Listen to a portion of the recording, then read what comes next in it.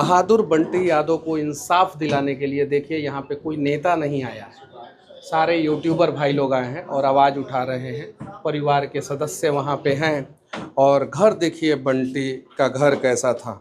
और ये रैकेट के खिलाफ लड़ता था, एक सेक्स रैकेट जो पटना को, बिहार को अपने जकड़ में जकड़ लिया है और पूरी तरीके से बर्बाद कर रहा है। उसी के घर पे हूँ और अभी मैं बंटी के माँ से मिला, बंटी के भाई से मिला, बंटी के बहन से मिला, बंटी के परिवार के सदस्यों से मिला। सभी उदास हैं और सभी रो रहे हैं, परेशान हैं, एक बेटा को खो दिए। और ये देखिए घर की स्थिति कैसी है। और ऊपर भी बहुत सारे लोगों की भीड़ है, वो सारे यूट्यूबर भाई लोग हैं। और नीचे भी बहुत सारे लोग अभी यहाँ पे आए हैं। और ये गली देखिए, इसी गली में बंटी का घर था और यहीं पे 15 दिन पहले कुछ लोग रेलवे स्टेशन से किसी यात्री को ला के उसके साथ मारपीट कर रहे थे, इसी जगह पे यहीं पे। उसके बाद से बंटी अपने घर से उतरते हैं और बंटी घर से उतरने के बाद मना करते हैं तो वो लोग बोलते हैं कि तुमको देख लेंगे। और फिर कुछ दिन बाद बंटी का किडनैपिंग होता है पटना रेलवे स्टेशन से। ये बात बताना इसलिए भी ज़रूरी है कि रेलवे स्टेशन पे हज़ारों की भीड़ हमेशा रहती है। एक बिहारी 100 पे भारी कहने वाले बिहारियों की भीड़ रहती है, जो कहते हैं कि 100 पे भारी हम पड़ जाते हैं।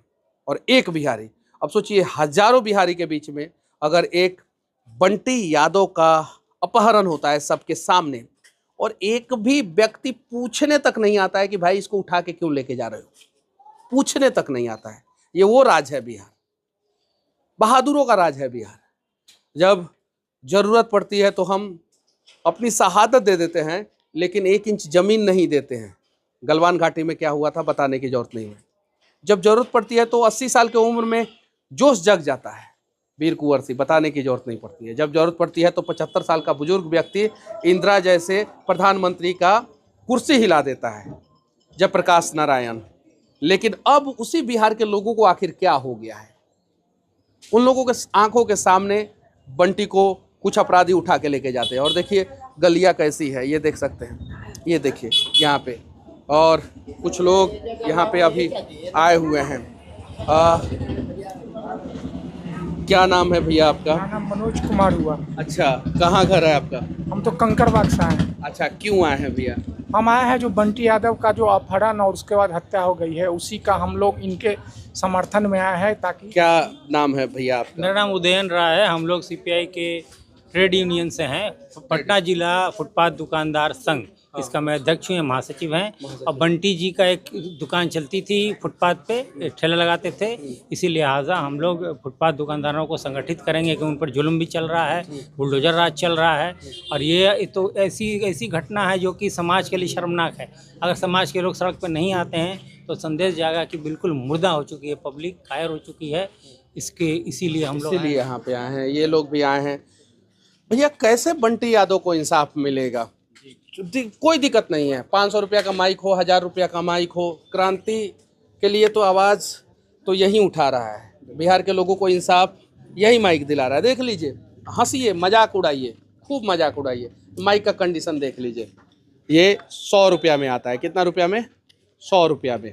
100 रुपया में महंगा खरीदिएगा तो 200 रुपया में। ये 250-300 रुपया में आ जाता है। महंगा खरीदिएगा तो 400 रुपया में। इसमें एक छोटा सा वायरलेस माइक लगता है।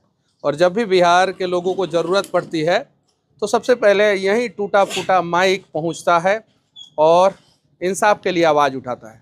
और बिहार की सड़कों पे सबसे ज़्यादा अगर जलील किसी को किया जाता है, अपमानित किया जाता है, तो इसी माइक वाले को अपमानित किया जाता है, जलील किया जाता है। और जब भी ज़रूरत पड़ती है बिहार के किसी भी कोने से तो ये लोग पहुँचते हैं, आवाज़ उठाते हैं। कैसे इंसाफ दिलाइएगा बंटी यादव को? देखिए, घटना तो लगातार घट रहा है और आवाज़ हम लोग उठा ही रहे हैं, लेकिन सरकार को सोचना चाहिए। जो सरकार CCC की बात करती है, जो सरकार जीरो टॉलरेंस की बात करती है, लेकिन स्थिति देखिए बद से बदतर हो रहा है। हमने नीतीश कुमार का भी शासन देखा है, सम्राट चौधरी का भी शासन देख रहे हैं, लेकिन बिल्कुल जो है बदलाव जो है दिखना चाहिए वो बिल्कुल बद से बदतर होते जा रहा है। देखिए ये भाई को देखिए ध्यान से, समाचार टीवी देख लीजिए। और शायद ज़्यादा पढ़ा लिखा नहीं होगा भाई हमारा, लेकिन जब भी जरूरत पड़ेगी ना तो ऐसे ही ऐसे लोग सबसे पहले आवाज़ उठाने आते हैं। क्या नाम हुआ भैया आपका? निपेंद्र कुमार गौतम। कहाँ से आए हैं आप? हम वैशाली जिला से हैं। क्यों आए हैं यहाँ पे? यहाँ पे इनकी आवाज़ उठाने के लिए आए बंटी जी का। आवाज़ उठाने के लिए। क्या करते हैं आप? जर्नलिस्ट हैं। जर्नलिस्ट हैं, यूट्यूब पे वीडियो बना के डालते हैं। बिल्कुल। समाज मजाक भी उड़ाता है, कहता है बहुत कि सारी 1000 रुपया का माइक उठा के चल देता है, सब बोलने नहीं आता है बहुत सब। सारी ताना सुनना पड़ता है, लेकिन क्या करें, मजबूर हैं। हाँ। आवाज़ कहाँ से उठाना आए हैं पड़ेगा। भैया आप? हम पीरो भोजपुर से आए हैं। पीरो भोजपुर से। क्यों आए हैं यहाँ पे? आए हैं, बहुत दुखद घटना है हमारे बिहार के लिए, और घटना पर घटना हो रही है। अभी देख रहे हैं कि भरत तिवारी का हत्या, यहाँ पर बंटी यादव जी का हत्या। जितना मुख्यमंत्री जी चिल्ला चिल्ला के बोल रहे हैं कि बक्सा नहीं जाएगा, बक्सा नहीं जाएगा, उतना ही क्राइम बिहार में हो रहा है। उनसे बिहार संभर नहीं रहा है, ना उनसे किसी को डर है, ना अपराधी को पुलिस से डर है, ना पुलिस को अपराधी से डर है। क्योंकि वो तो दोनों एक दूसरे को डरा नहीं रहे हैं, या यूं कहे तो गठबंधन हो गया है। क्या नाम हुआ आपका? संजय कुमार सोटा, कहाँ से आए हैं? गुजरात खेड़ा डिस्ट्रिक्ट। गुजरात से। आप बिहार के हैं कि गुजरात के हैं? मैं गुजरात का हूँ। बिहार के नहीं है ना, तो गुजरात के प्रॉपर निवासी हैं कि बिहार से जाके गुजरात में बस गए हैं? मैं प्रॉपर निवासी हूँ गुजरात का। के। गुजरात के। गुजरात का। तो बिहार क्यों आए हैं? बिहार भरत तिवारी जी के साथ जो हत्या हुआ, एनकाउंटर के नाम पे उनका हत्या किया गया, और ऐसा है कि देश के नागरिक होते हुए, मतलब चाहे गुजरात से कैसे आए हैं आप? मैं गुजरात से एमपी तक पैदल आया। पैदल वहाँ से कितने ट्रक दिन में बैठ पैदल गया। आए? मैं 1 जुलाई निकला था, 12 तारीख यहाँ पहुँचा।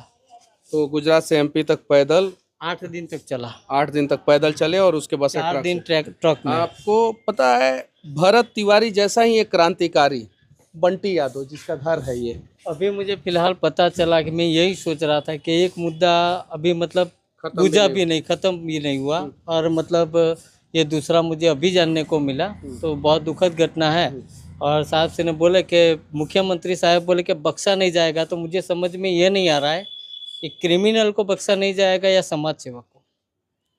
बहुत बड़ी बात गुजरात से जो शख्स आए हैं उन्होंने कहा है कि किसको बख्शा नहीं जाएगा, और सच्चाई ये है कि इसके लिए कहीं नहीं तो कहीं वोट देने वाले लोग ही जिम्मेवार हैं। कभी जाति के नाम पे, कभी व्यवस्था के नाम पे, कभी पैसा के नाम पे, कभी 10,000 के नाम पे, कभी फ्री बिजली के नाम पे वोट दे देते हैं, और उसके बाद से 5 साल तक हम लोग परेशान होते हैं।